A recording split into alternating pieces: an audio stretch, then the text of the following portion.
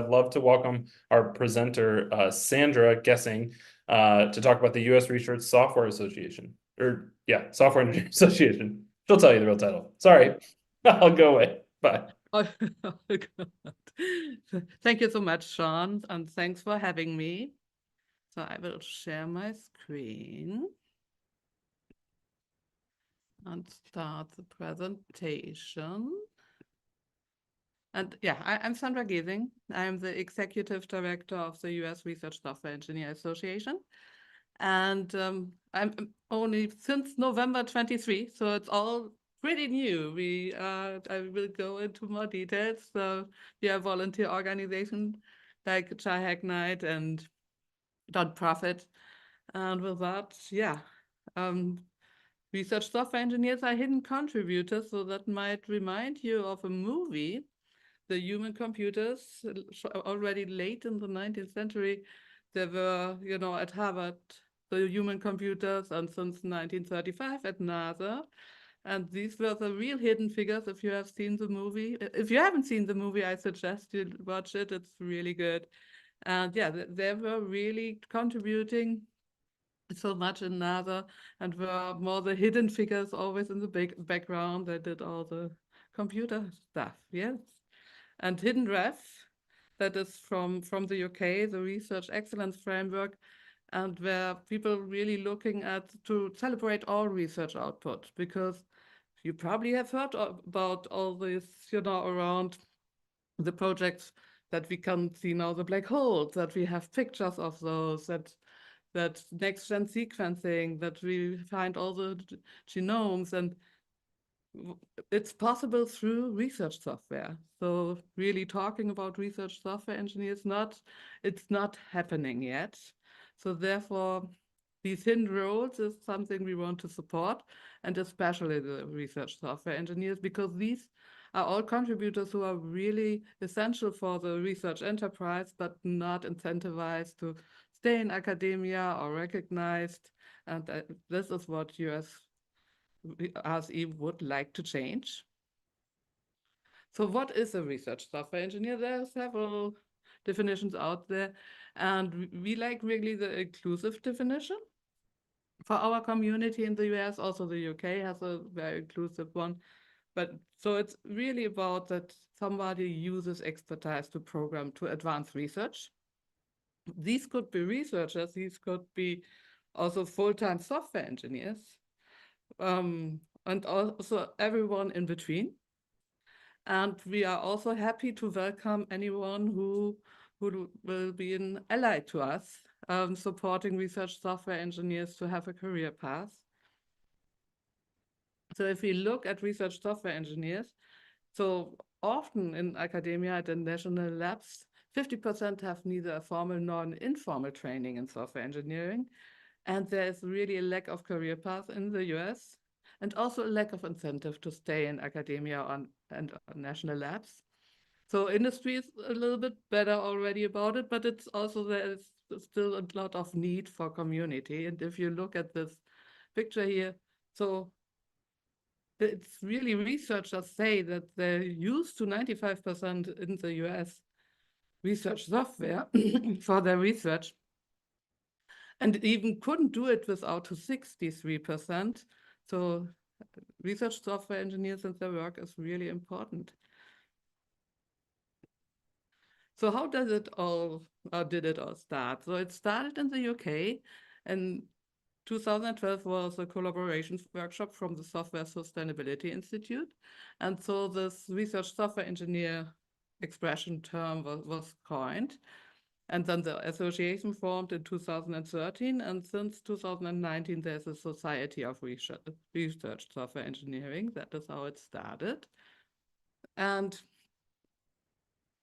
this is the picture, by the way, via a drone. These are at a meeting in Germany, people, who went to a German RSE event. So it's an international movement by now. So it started 2013 in the UK, and now look at this map. So the US RSE formed in 2018.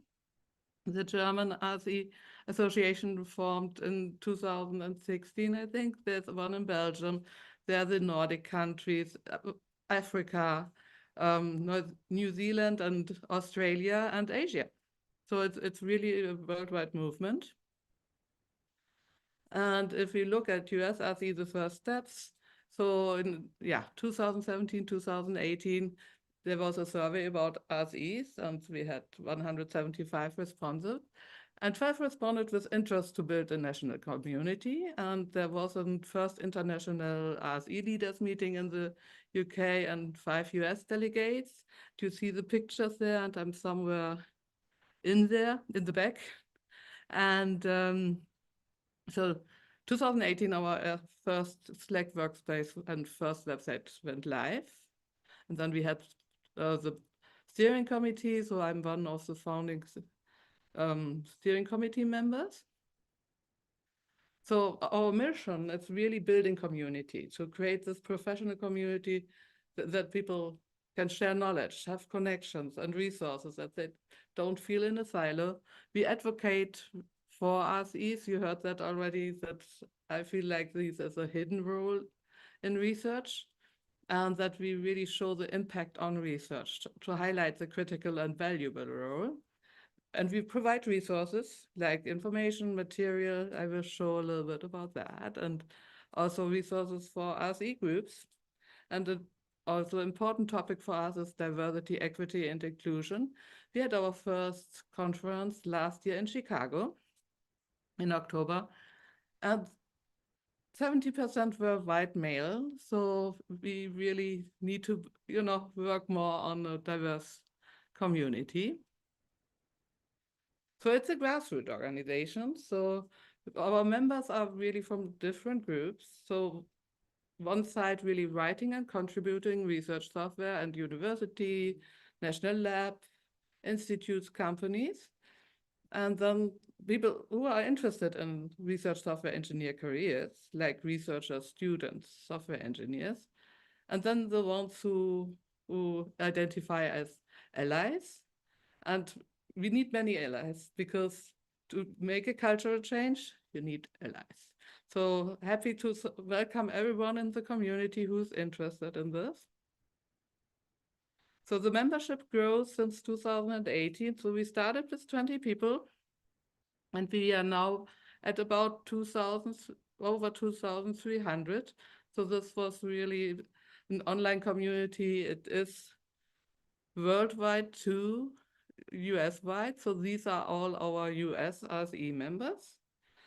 And we have elections of the steering committee. Only people in the US are allowed to vote for steering committee members. And if you look, we have a big cluster here in Chicago. Here also, Chicago has a couple of universities, of national labs, companies, tech companies. So I think here's a lot of interest in RSEs. And when you see the little yellow buttons, so we start with local groups, like that because we were founded in 2018. 2020, everything was online.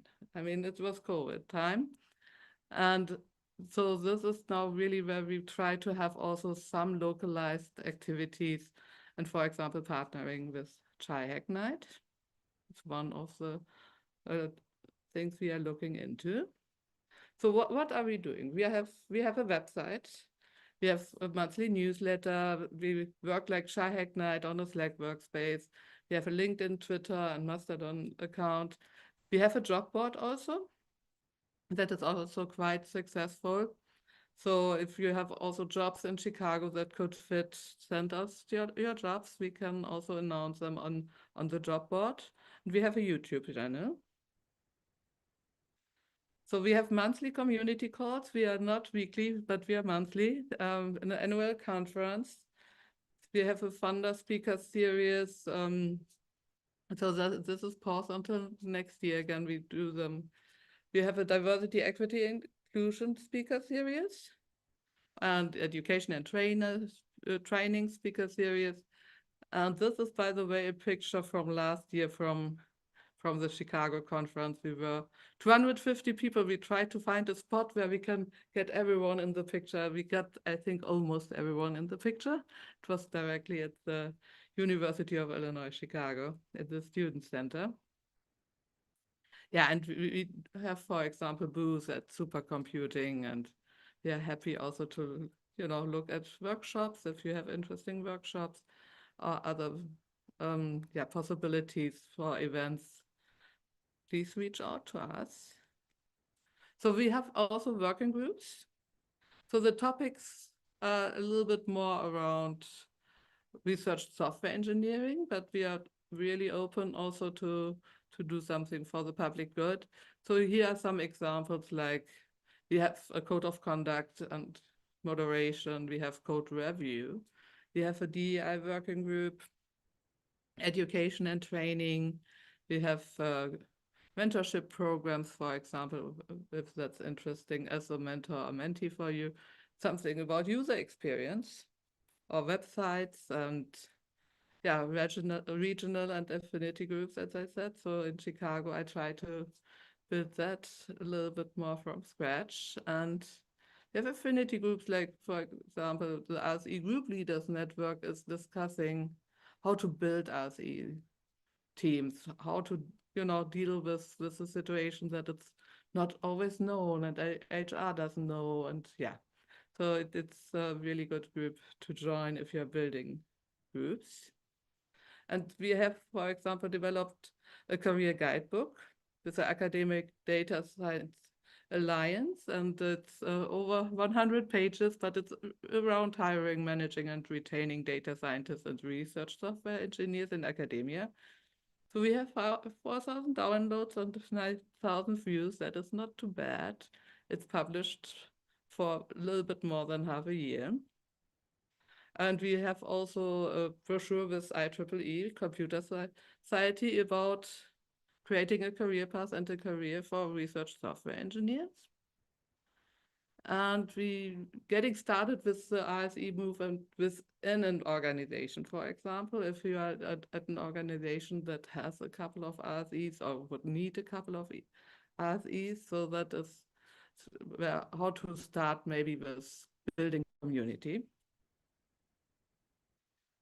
So, and since January 23, so before that we were a volunteer organization. We just found together there was no real legal structure to it. We were then for a while first with Open Collective Foundation to have a chance to have something like, fundraisers. And now we are a sponsored project with community initiatives, like an incubator for a nonprofit. So we are still navigating that landscape. And we got funding last year, yes. So I really always so excited about this, and I love the little puppies here. So we got dedicated staff. We can do activities and initiatives and have some organization tools and community health to support this. Dedicated staff, so we have a full-time community manager that is Sophia Agnatonou, and I'm the part-time executive director. And I'm responsible for the financial sustainability of the organization. And we have planned for activities and initiatives. One is the annual conference we have since last year, and this year it will be in Albuquerque, New Mexico.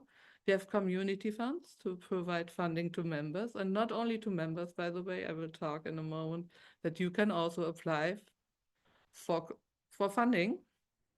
And we give awards, research software engineering awards. So the community initiative, for example, we want really to grow and diversify the US-RSE community and the larger RSE community. And if you have an idea, for example, for an event, something that has to do with research software, something where you want to travel to. Do you want to come to Albuquerque, New Mexico in October to our conference? You can apply for funding. And this deadline, sorry, I should have updated that. The next deadline is June 30, and I thought I'd updated this. Sorry for that. So you can apply for funding from $100 to $10,000 for different activities, and we expect around, an average 2,500. Yeah, but reach out to us. Here's the URL. And we have organizational tools for community health, like DEI consulting, SWAC. We love our SWAC, yes. And code of conduct response training. So really like also Chai Hacknight has a code of conduct. It's important that we all talk with respect to each other. So the basis of US-RSE are the members. And only, being responsible for financial sustainability, I can only reach that if I have a vibrant community. And so we looked at reasons why members joined US-RSE, and they feel addressed and included. They love to belong to a community. It's a space for discussion and for learning. And it's support of a non-traditional career path. And except for the last topic, I think the first four are also totally fit to Chai Hack Night. So, and I looked at a study of nearly 900 associations. How do they grow? What do they need? What is important for an association or for a nonprofit? And mostly, really, participants stay with an association when it's extremely innovative. And that is something we work on. And I think that we can partner with a lot of different organizations also to stay this innovative, to be really a place that people like to go to. And the main two reasons for being a member from this research is access to a unique community of like-minded individuals and access to specialized information and resources in our niche. So yeah, I show the puppies again. Yes, that's US-RSE, that's us. So that is really fitting to us. So yeah, so we have really active members. As I said, we had the first time real money last year, and it's only, by the way, for 2 years. So I've left 1 year and 7 months and 7 days left to get sustainability. So if we look at the active members that are steering committee members, it's a conference committee. A conference is always a lot of work. Resource providers, you have seen the different resources we offer. And we have working groups. We have the affinity groups. We want to build regional groups. And you need event organizers. And often you see a lot of the same people in several roles. And so how to address burnouts? Because it's really a vibrant community. You want to keep it healthy. You want to have a work-life balance, and it's important to do that. So some of the routes we looked at, or we try to really establish, is always to set clear expectations, encourage work-life balance, and provide training and support for activities, supportive environment. It's, we are volunteer. I'm now in a staff position, but I was also volunteer.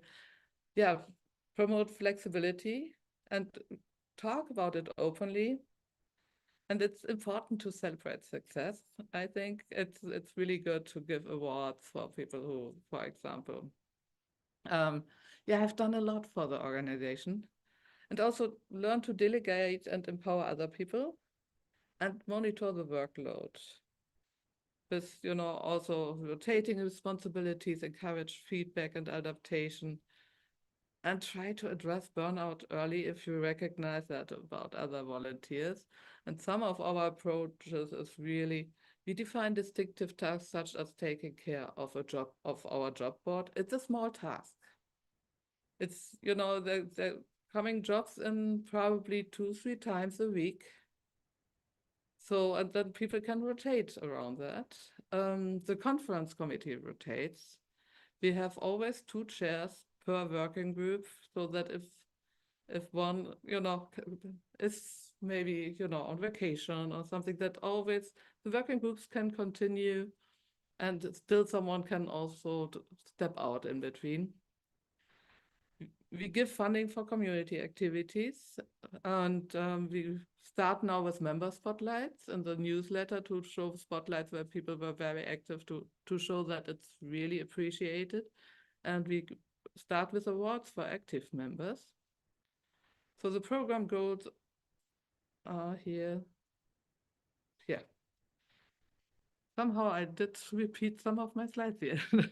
The goals is really community awards to recognize individuals and who helped, who made contribution to the RSE community or who helped the US-RSE mission. And we have the first announcement May 30, so the applications were until the end of March. And we do this once a year. And we want really, that people feel that they have an impact and that we recognize it. And it's, establishing unconventional paths. We are not alone. There are a lot of different organizations looking into this. And one is Shy Hack Night. And what you might have heard if you're in academia or libraries, or, for example, about the software and data carpentries. There is the Academic Data Science Alliance.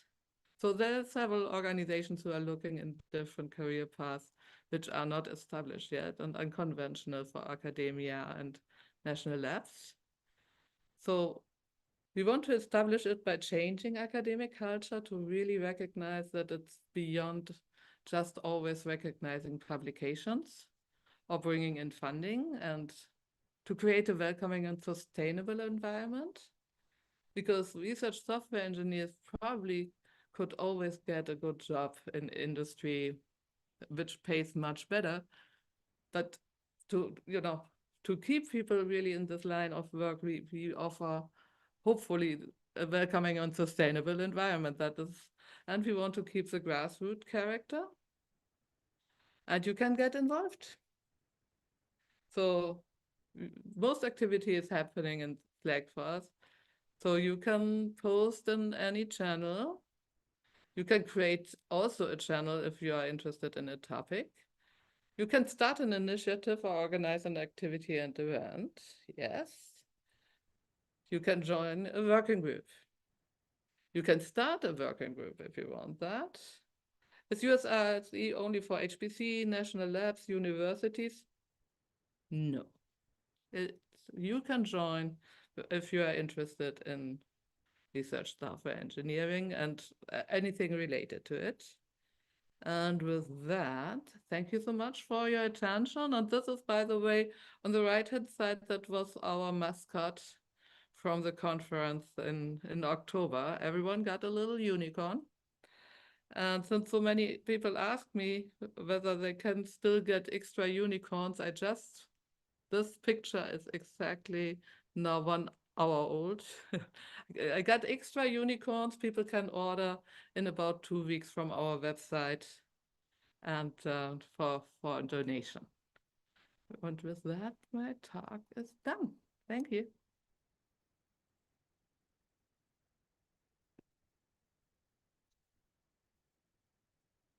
Any questions? Thank you so much. That was a lot of really great information. We definitely have some questions.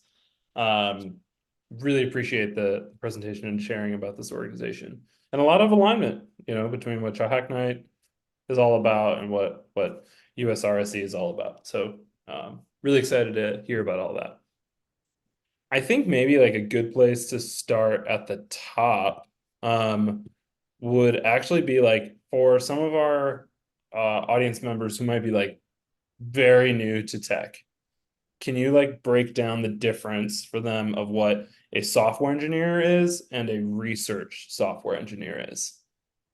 So software engineers, let's say you can meet them for, in banking or in insurances, or, they build companies around stock market. So if it's around more doing a business and not research about businesses, then it's more a software engineer. Research software engineers often especially, when they're also in industry, when they're in the departments. First of all, often is the difference. As a software engineer, you go out and say, okay, what does the customer exactly want? If you create something for a customer. Research software engineer, if they ask about, okay, what is the research project about? There's often still a lot of things still change. The topics change because it's research. It's Yeah. not so clear from the beginning. So as a research software engineer, you need to be a little bit more ready to be more flexible, Mm. a little bit more ready to get into different topics. So for example, in groups with research software engineers, you might one day do a web user interface for a biology team around next-gen sequencing, and the next project you work with is around climate change. Mm-hmm. And people have to understand not the whole research, but so much that they can support the software in a way the researchers needed. Super helpful. So it's like a lot of the same skills, but completely different like audience and target and working with groups of people. Yeah. Yeah, that's great. Thanks for breaking that down. And kind of related to that, what are some of the favorite projects that I know you're newer with US-RSE, but what are some of the favorite projects that you've seen being worked on, or something that maybe like you're excited about that's being currently being worked on by some of your members? Anything you'd like to share there? Oh yeah, absolutely. So I'm, for example, very excited that the pictures from the black holes was, by the way, Mm-hmm. the teams who worked on that, the LIGO team. Um, is one of my colleagues is part of that. Her team created the workflows how to get all the data analyzed. So it's one piece of the big, of the whole over years research. So she created the workflows when the data came in, Mm. get really the images analyzed and give it back to the researchers broken down, and that they could work with it. Wow, That, that's awesome. Yeah. So just like saving them. I mean, we hear about tech tools from companies doing that all the time, right? So like actually putting it towards science, which is yeah, very exciting. That's yeah, great. exactly. The other one I think I also really like is one of my colleagues in biology. So she works for 2 decades already in sandfly research, because it's one of the rarer diseases that are caused Mhm. by sandflies. And we, I could contribute also to analyze some of the genetics information there. And we got a big Nature paper out of it, and new comparison how to deal better with the sandflies and the diseases. And I Wow. have honestly, I did, my master's and my PhD in computer science. I had no clue about that research, but I got so far into it that I could be supportive with computational tools. That is very Yeah, exciting. totally. That's like you get someone to break down these like really complex inputs, and then you kind of translate and like, okay, how can we make this sustainable and scalable for Yeah. that's great. Pivot to an audience question now. They gave the caveat, but it's like a slight silly question, but also somewhat serious. Uh, if a longtime like web developer wanted to switch to programming a supercomputer, they asked if that's like realistic but I think also anyone like is anyone that you know of in the US-RSE like working at that kind of scale, like the next generation of computing? Oh yeah, a lot of the colleagues in US-RSE coming to high performance computing. And if you are in web programming, you know, it, you can learn that. It's Yeah. I I have no doubt about that. It's a little bit different working. I don't say not everyone is a full stack developer, Hmm. but if you are interested, the logic is the same. There's nothing, it is all, really training, getting into it. So if you, yeah, I can give hints that there are really good, classes out there and online classes or courses to get a first impression. It's HPC is exciting. Yeah. And we are talking about petascale, so we are talking since last year about petascale. I know it's crazy. Yeah. Yeah. It's amazing. Things are, progressing faster than we can like learn or keep up, but And look, to give it another part of the answer, sorry. For yeah, no. example, I'm in science gateways and dashboards for HPC also. Hmm. That means we always need also front-end developer to help with making it more usable for the people, Yeah. for researchers. So if that's your first jump in, that is also totally fine. And then, you learn with time how to connect to HPC. Yeah. Love it. That's awesome. Could you share a slight pivot potentially, but can you share a little bit more about like how the mentorship program works at your organization? So it's very fresh. Okay. Oh, a lot of things are very fresh with Yeah. US-RSE. It's a young, we are a baby association. So, Yes. um, so what we started off this year, it is really just this year, is that the events where people can sign up and really get like 2 hours about how mentorship could work, how mentor and mentees could matched up. So if you would be interested to become a mentor or mentee, so the next follow-up meetings should happen from May. Hmm.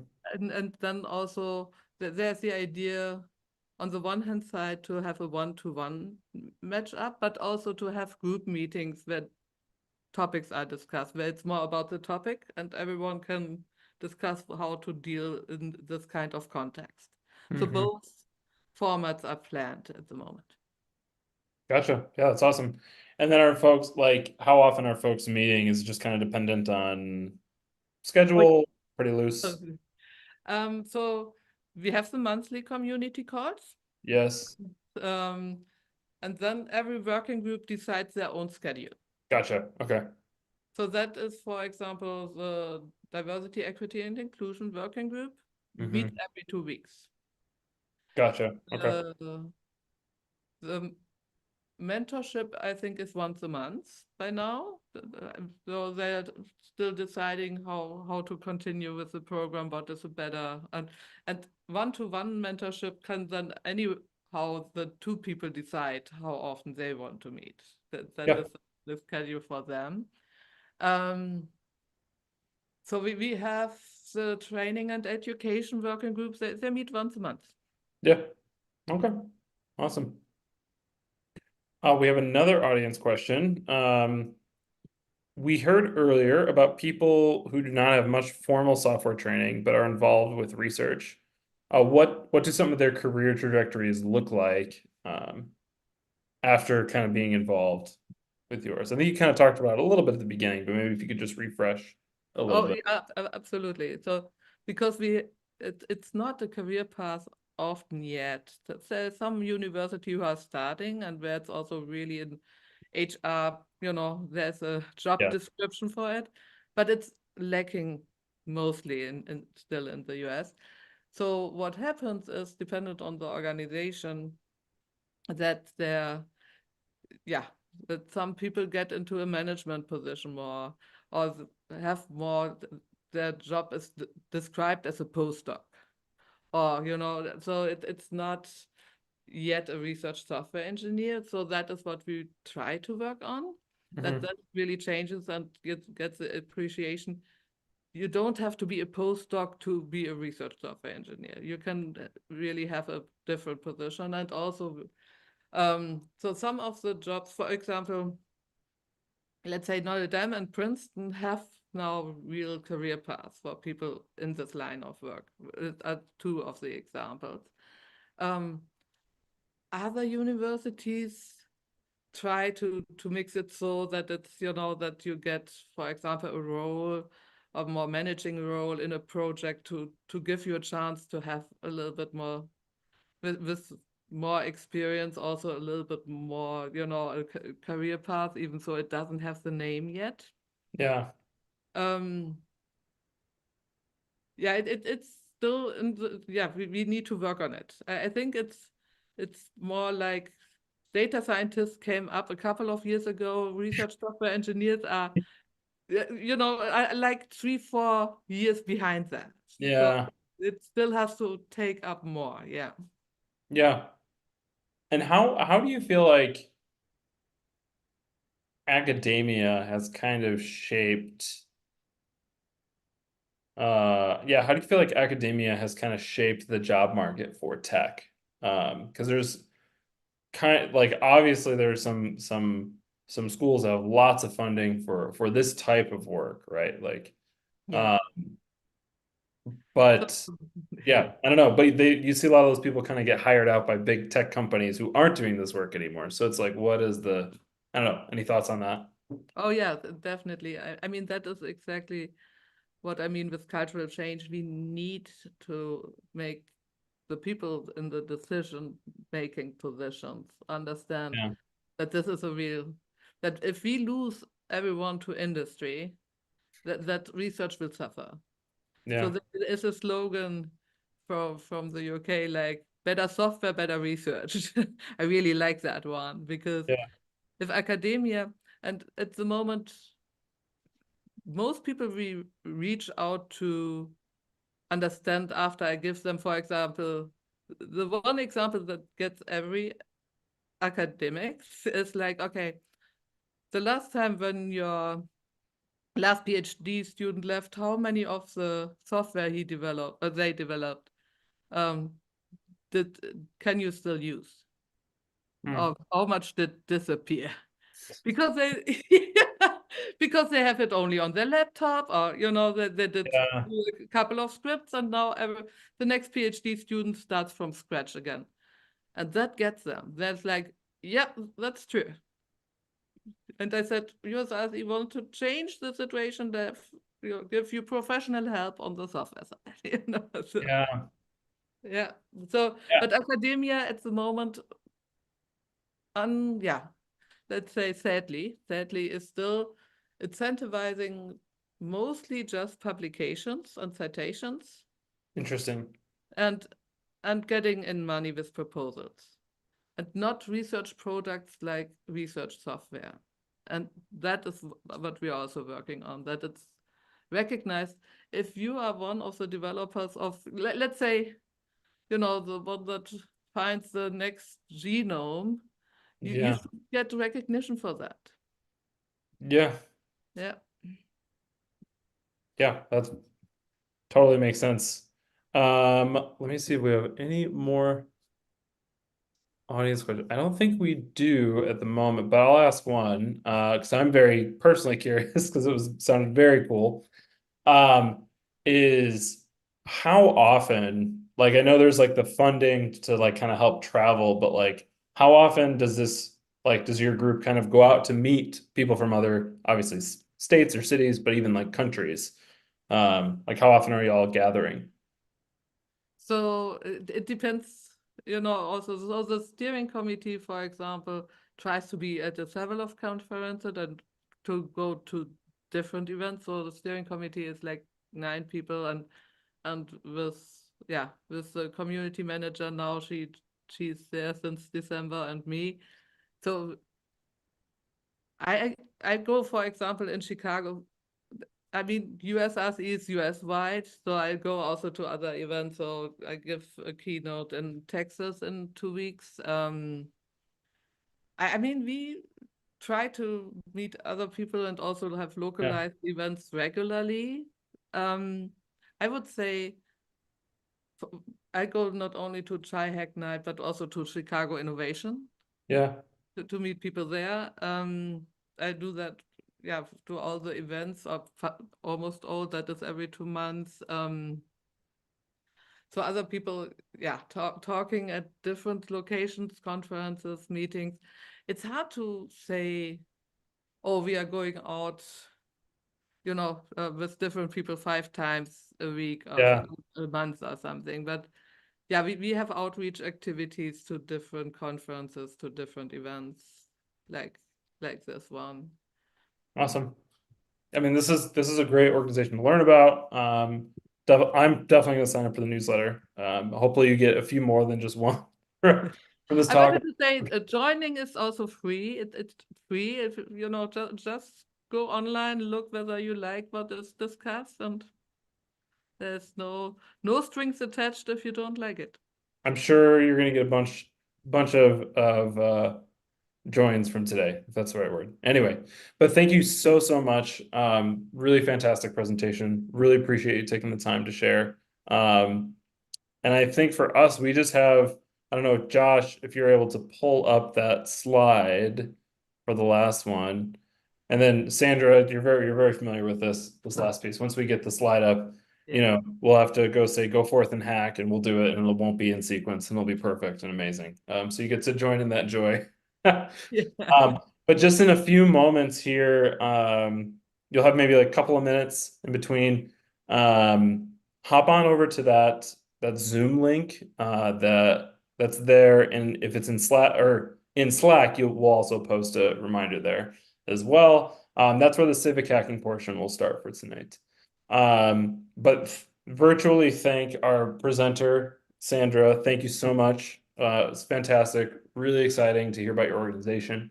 And I think all it's left to do is we have to say go forth and hack. So I'll count down from three and then we'll say it. Okay, so 3, 2, 1. Go forth and hack.